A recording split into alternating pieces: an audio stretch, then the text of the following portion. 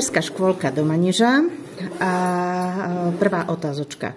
Koľko detí a aký vek mali, ktoré sa zúčastnili tohoto projektu? Zhruba cirka, to nemusí byť presne. Takže tohto projektu sa zúčastnilo asi približne 44 detí. Tu máme vlastne 2 predškolské triedy a vekovo od 5 do 6 rokov. Ak by ste vedela odhadnúť, že koľko detí zhruba malo také príznaky neposlednosti alebo hyperaktivity a koľko detí zhruba z toho celkového počtu malo také koordinačné nedostatky? No, toto si bohužiaľ všímame, že zostáva to, alebo teda vidíme, že čoraz viac a viac detí má práve problém s tou hyperaktivitou alebo s takouto neposlednosťou, nepozornosťou. Tak naozaj z tých 44 detí je to možno aj 3/4 detí, ktoré vnímame, že to obsedenie na mieste, aby trošičku zostali kľudní, má s týmto naozaj veľký problém. Plus k tomu sú naozaj pridružené aj teraz problém s pohybom. Oni síce behajú, vedia behať, ale majú problém s takým koordinovaným pohybom. Takže naozaj vidíme, že beh, problém, chôdza, problém. Tak aj toto tancovanie, čo ste tam vlastne mali, to bolo naozaj také pre nich výborné, že sa tam aj tak rozhýbali a trošičku tak skoordinovali ten svoj pohyb, lebo vidíme, že toto je naozaj problém. Ďakujem. No, taká otázka po tých jednotlivých častiach, keďže sme vás navštívili 3-krát. Diskutovali trošku tie deti o tom, čo videli, čo si zažili na tých jednotlivých 2 častiach, lebo tretie bolo teraz ako posledné. Či ste tak započuli, že treba možno, že si niekto pospevoval tú pesničku alebo len melodiku, alebo si skúšali možno niečo z tej choreografie. Bolo také nejaký náznak? A v ten deň, ako ste vlastne to skončili, takže tým, že som bola aj po obede s nimi, tak mi akože také časti ukazovali.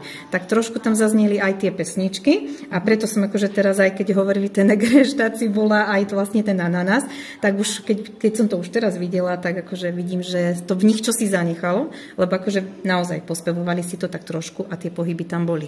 Tak tým, že to bolo pre nich také interaktívne, tak si to tak viacej zapamätali a použili to. Dobre, ďakujem. No, ešte jedna otázka. A to je naozaj otázka na vás, keďže ste s nimi každý deň. Tak ste spozorovala, že sa aspoň trošku zlepšila pozornosť a vlastne taká tá koordinácia pohybovú tých detí v iných aktivitách. Či sa to premietlo aj do iných aktivít?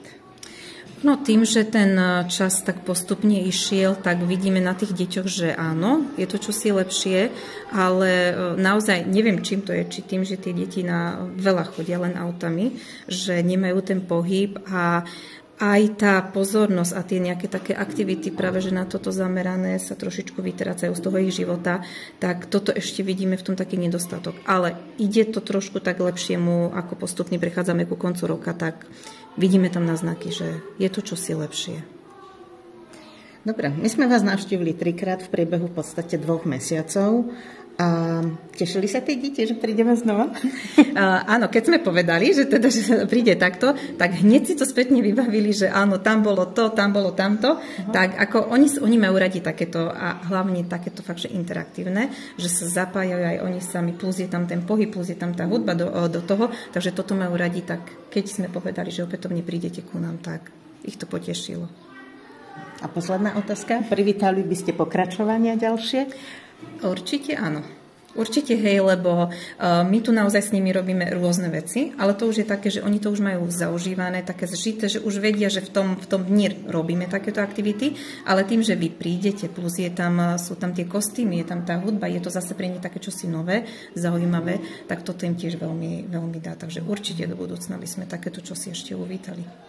Dobre, ďakujem veľmi pekne. Ďakujeme aj my za to, že ste prišli. Bolo to zasa super. Aj tie divadielka, čo sme tam mali, aj toto. Takže ak zasa niečo takéto vymyslíte, tak veľmi radi vás zasa privítame aj tu aj možno v tom obecnom dome. Prezradíte nám vaše meno? Eva Martišíková. Ďakujem.